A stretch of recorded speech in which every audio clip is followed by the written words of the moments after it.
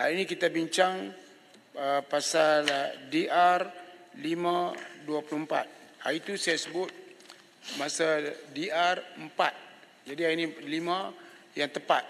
Kalau boleh saya mengulangkan balik ucapan itu yang terbaik.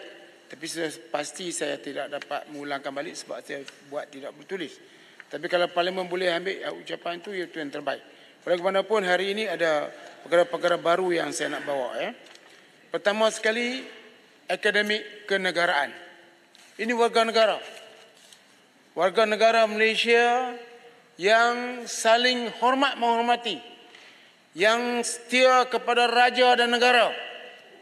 Bukan warga negara yang sering syakwa sangka. Macam tadi melawak. Saya kata setuju, dia kata arah tak setuju. Padahal puak-puak tu yang cakap. Tapi itu melawak, tak ada masalah. Saya terima gurauan tersebut. Tetapi yang kita nak, rakyat Malaysia yang berbangga dia jadi orang Malaysia. Kalau kita pergi ke luar negara, kalau orang tanya kita kan, kalau sebut you are Malaysian, kita syok tak sangat dengan izin. Kita seronok sebab orang kata Malaysia. Kita nak semua rakyat macam itu. Tapi apakah ada di kalangan rakyat yang tidak macam itu? Yang tidak berbangga sebut dia rakyat Malaysia, dia semua gitu-gitu saja. Contohnya Malaysia, apakah keuntungan Malaysia second home? Ini dari segi ekonomi bagus sebab mereka bawa duit banyak dan tinggal di sini. Tetapi dari segi kehidupannya, yang mana mereka ini setelah tempoh masa tertentu mereka akan dapat PR. Apakah mereka mampu berkomunikasi dan menerima hakikat mereka berada di negara ini? Yang mesti bercakap bahasa Malaysia, yang mesti menghormati di antara satu dengan lain. Di Malaysia ni kita ada 70% Bumiputera. 22.7% 5% orang Cina. 6.9% orang India. Dan pelbagai kaum di negara ini kita kena hormat. Dan yang paling penting adalah berbangga jadi rakyat Malaysia. Jadi inilah saya rasa institut kenegaraan ini mesti fokus pada perkara tersebut. Bila menteri bercakap buat bentangan, menteri kata perincian rojoklah kepada kertas putih di lampiran. Yang mak kalau baca kertas putih ni, sebab banyak orang tak baca kan. Kertas putih ni hanya menyebut ini adalah program akademi kenegaraan. Tidak ada perincian. Sebab bila dia tukar kepada jabatan Perdana Menteri, kita nak tahu sebelum ni dia buat apa. Masa di belia dia buat apa? Dan kenapa ditukar ke sana? Kalau ianya untuk tujuan kenegaraan, kenapa tak bagi kepada Jabatan Perpaduan?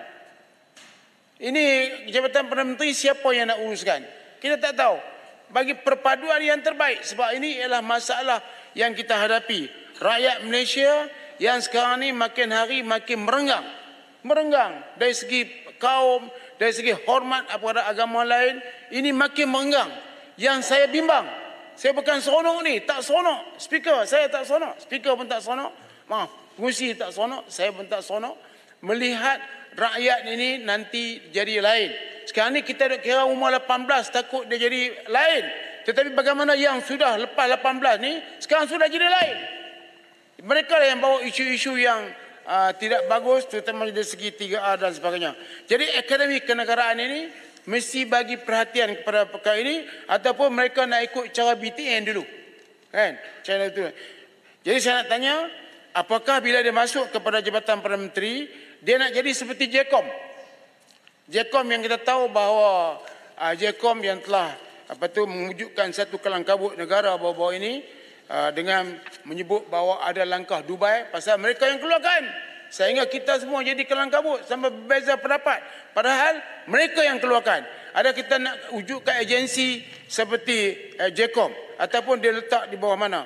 Yang keduanya di bawah P6 projek pembangunan I-Lead dengan tujuan di bawahnya ada Institut Pembangunan Kecemerlangan Kepimpinan. Begitu, lebih kurang begitu. Yang Muhammad. Jadi yang ini juga bersamaan dengan institut kenegaraan ini ke arah untuk memupuk satu rakyat Malaysia madani. Yang mesti madani ini makna kata ialah kesempurnaan warga negara yang hebat dan dahsyat.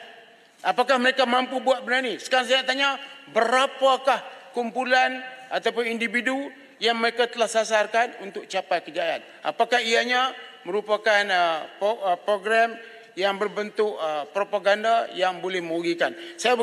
Kita menyokong, tetapi kita nak tengok apakah modul yang nak dibawa, apakah disebut tadi tentang orang-orang muda, mampukah kita dengan peruntukan yang banyak ini untuk mengubah orang muda, ada apakah peruntukan sebanyak ini yang bagi saya cukup kecil untuk mewujudkan satu warga negara yang hebat dan dahsyat. Terima kasih. Assalamualaikum.